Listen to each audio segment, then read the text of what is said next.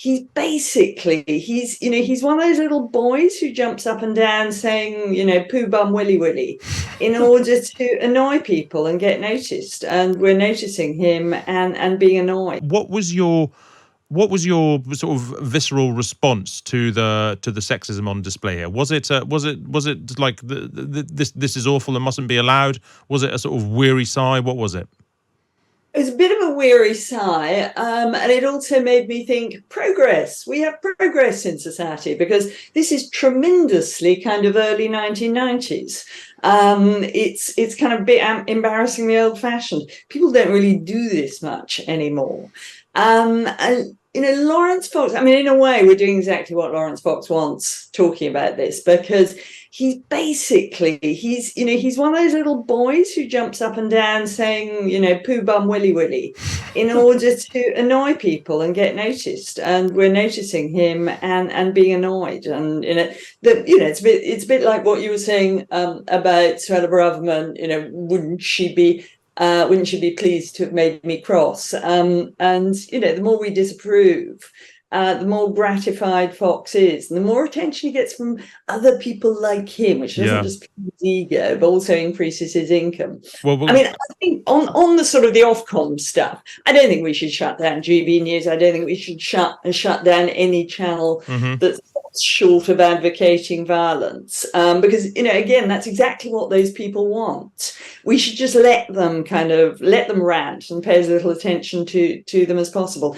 And anyway, shutting things down is a very retro idea. There's as you've written about this, there's an entire ecosystem of kind of mad, horrid people on the internet, tweeting away, YouTubing away, making money from telling you that, the pandemic was organized by the Rothschilds or whatever. And you can't shut that down. So you can shut down some broadcast channel, but all of that stuff flourishes. And frankly, we have to live with it. I mean, I'm going to have to check the Ofcom guidelines to see if you were allowed to just say poo bum willy. And if you weren't, then I'm sorry that I just did. But either way, I think I'm going to get it clipped as a ringtone. But look, I think sticking with you for a moment, Emma, on the Ofcom point, there have been constant complaints about GB News because, I mean, as Adam Bolton made this point on the TV the other day, he does think that GB News should be shut down. I think I agree with you very much. Quite viscerally, I agree with you that it shouldn't be. I don't think that's what we really sort of do in this country, and it's not helpful to do that. But there have been constant complaints, mainly about their abandonment of impartiality, and by which I don't just mean that they attack one side more than they attack the other, because I'm sure a lot of people are guilty of that, and indeed impartiality is quite possible while doing that over the round of things. I mean the fact that they have, for example, like they had yesterday, Suella Braverman being interviewed by Lee Anderson, who is the deputy chairman of her own party.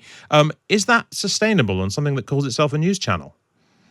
Yeah, I mean, there's all manner of stuff out there. I just think, I'm afraid you and I agree hideously on this one.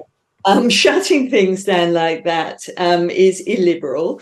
It is exactly what these people want, because there's this whole kind of notion that ghastly metropolitan people are trying to shut down freedom of speech. Freedom of speech is great. It's one of the things that's really good about this country.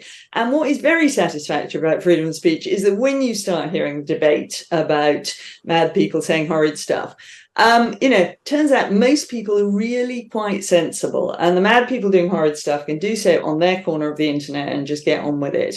And unless they suggest murdering somebody, I suggest we leave them alone.